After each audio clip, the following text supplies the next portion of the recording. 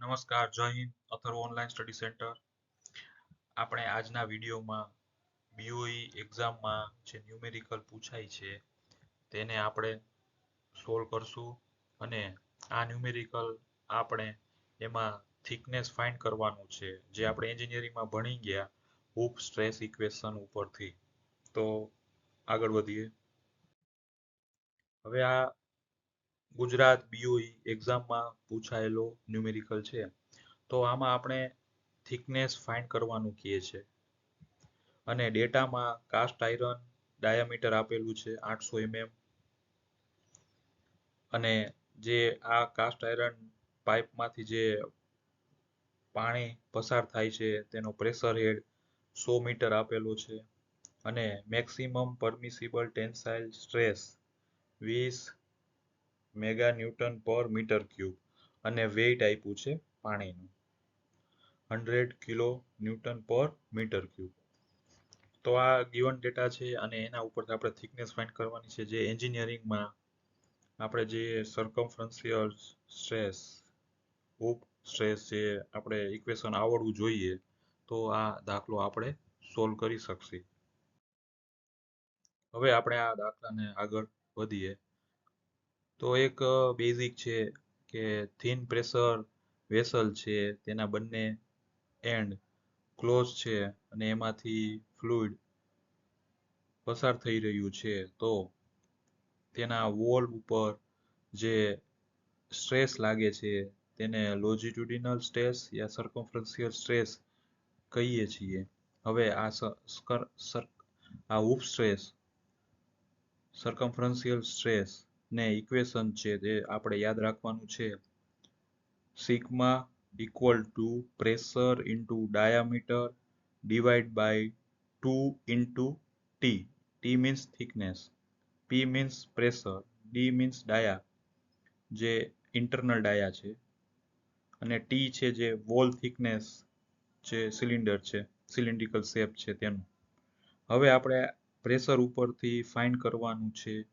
પ્રેશરનો basic equation જે આપણે સૌ જાણીએ છીએ ડેન્સિટી ઇન્ટુ જી ઇન્ટુ એચ. હવે જો અહીંયા ડાયરેક્ટ પ્રેશર આપેલું હોય તો આપણે ડાયરેક્ટ પ્રેશર કન્સિડર કરી લેવાનું છે અને જો ન આપેલું હોય તો રો એટલે ડેન્સિટી વોટરની આપણે 1000 ન્યૂટન પર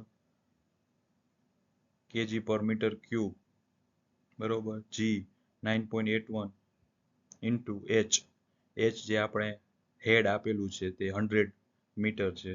હવે આ ઇક્વેશનને સોલ્વ કરી તો આપણે 981 into 10⁻³ newton per metre square.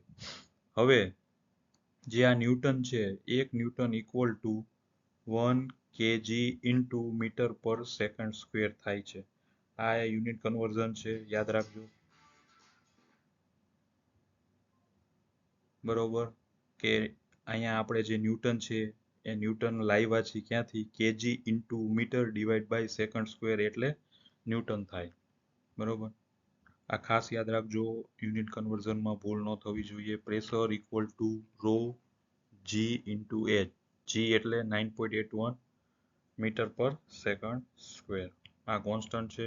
Density એટલે કેજી પર મીટર ક્યુબ ને હાઇટ મીટરમાં આપેલી છે તેને કન્વર્ટ કરીએ ત્યારે આ ન્યૂટન પર મીટર સ્ક્વેર મળે.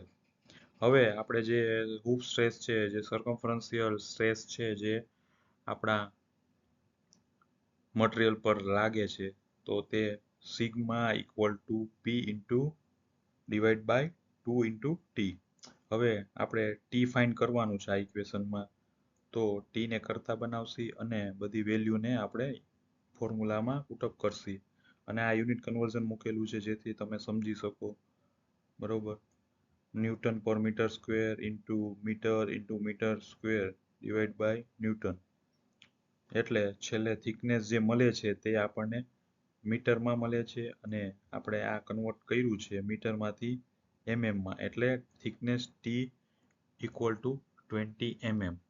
સિમ્પલ છે, કાંઈ આપણે કર્યું નથી, યુનિટ કન્વર્ઝન કરેલું છે અને આપણે જે ગિવન ડેટા છે એને આપણા ફોર્મ્યુલામાં મૂકી અને સોલ્વ કરેલું છે. ખાસ યાદ રાખજો hoof stress equal pressure into material inside diameter d divided by 2 into wall thickness of cylinder.